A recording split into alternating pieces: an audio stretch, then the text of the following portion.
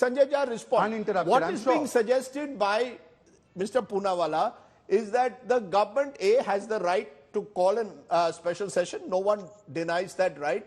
But he says that even when issues are debated in Parliament, the opposition, according to him, doesn't want a serious debate on them. He cited the example of Manipur, where the opposition walked out before the Prime Minister spoke. Your response?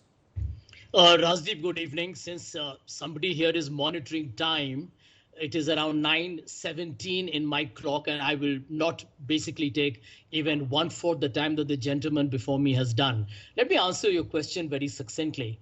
It's laughable, isn't it, Rajdeep? We call ourselves the mother of democracy in billboards. Narendra Modi's face is all over, plastered all over the country.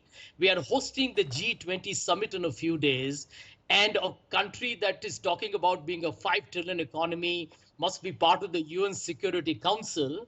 And the viewers should know that at the moment, the Prime Minister and his government wants to convene a parliamentary special session, but nobody knows anything about it. Not the opposition, not the media, nobody at all. And I tell you what, Rajdeep, it's about time we stopped suffering this kind of authoritarian contempt from Mr. Modi's government. You know, a lot of balderdash has been spoken earlier. I will not even comment on it. But here is the short truth. No, what's the balderdash? No. Let's cut the chase. What is it that you feel is completely unacceptable? I'll tell you what is. When you are holding a session, a special session over 5 days, you mean to tell me that opposition leaders who represent the people of India, Rahul Gandhi from Wayanad represents voters from Kerala. There are people who are, represented from West Bengal, from Odisha, from the Northeast, from Jammu and Kashmir. They all need to be heard. Mr. Modi may be the Prime Minister because of the first past the post system. They have a majority. We appreciate that.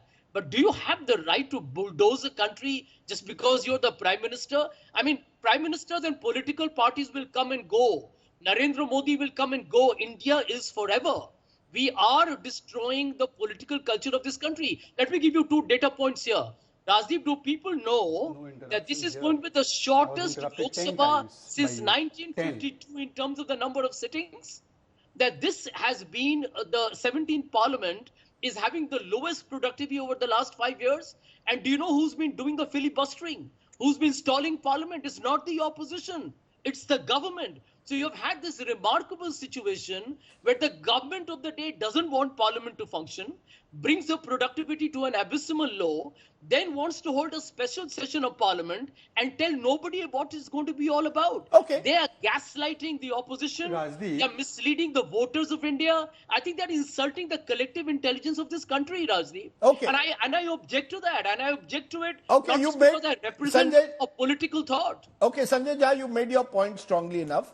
Shehzad Poonawalla, I'll tell you what the problem is. There seems to be a trust deficit. And I'll give you an example. 2019, when Article 370 was effectively revoked, it was brought in at the last moment. There was a belief that there was another, that Jammu and Kashmir Article 370 was not on the agenda. It was slipped in just a few hours before Amit Shah ji came and spoke in Parliament. Therefore, the fear is Mr. Modi ji also wants to do the same with a special session.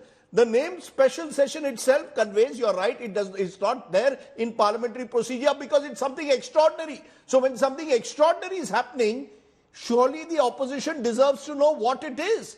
And then if Sonia Gandhi says, we want a discussion on the following points, why doesn't the government choose to respond perhaps directly to her rather than through the Parliamentary Affairs Minister? She wrote to the PM, the Parliamentary Affairs Minister responds. Now your response. The only thing extraordinary in this debate is that you interrupted Sanjay Jha once when he spoke freely, and you interrupted me 10 times in every 5 seconds, which you will continue to do because you do not believe that if I am allowed to make my points, your narrative will be devastated and therefore you have a problem. No, Mr. Jha, allow him to problem. Please the problem with you is that no matter how much respect I give you on debates, the fact is that you keep interrupting me because that's the only way. I'm giving you now 1 minute. I'm giving you 1 minute uninterrupted. Your time starts now. Answer my question. question. Is this government trying to slip in important legislation without consultation? It is 9:22 and I will ask the audiences to see till 9:23 that Rajdeep does not interrupt me.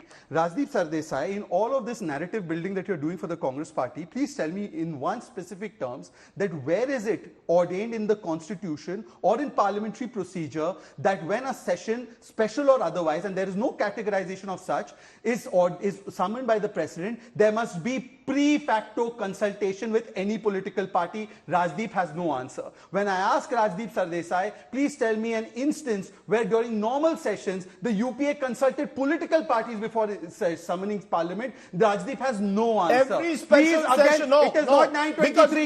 You again have interrupted. You are making a factual error. Against. You correct that in your turn. Sanjay Jha spoke gibberish.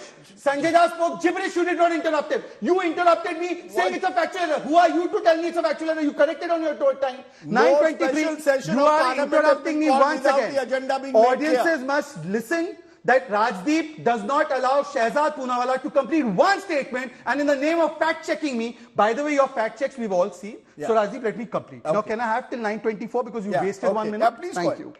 Rajdeep did not tell me a specific instance where UPA would consult opposition parties or political parties before summoning a session. Rajdeep tells me it is convention. When I tell Rajdeep that there were special sessions called in 77, 91, 2008, where was the opposition or political parties consulted? Rajdeep does not come up with the answer. Rajdeep, can you tell me whether the agenda was informed before the 1977 special session?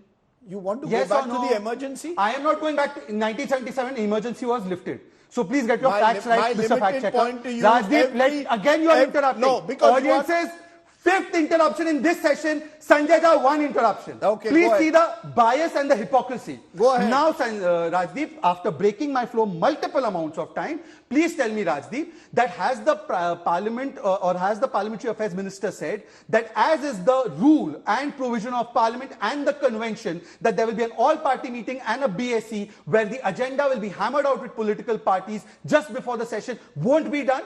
Then in what capacity are you saying that it's a secretive session? If it is done by the UP in the same manner, Rajdeep Sardesai says it's fine. When the BJP does it, it is not fine because you have double standards. And Rajdeep Sardesai, let me make a larger political point.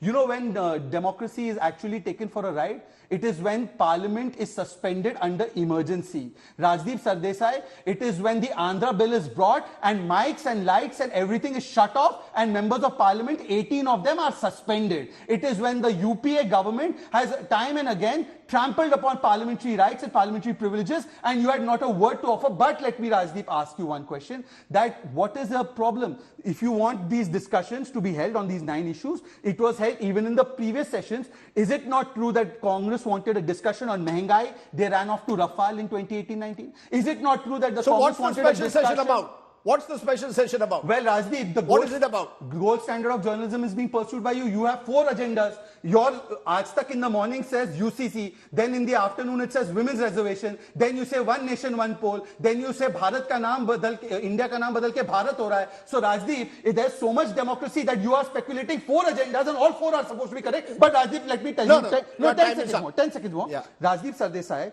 you, despite your best efforts, are not an MP. Me or Sanjay Jha are not MPs. And therefore, the first right of the privilege of people knowing will be the parliamentarians who will be duly invited for an all-party meeting and a BSc. They will know what the agenda is.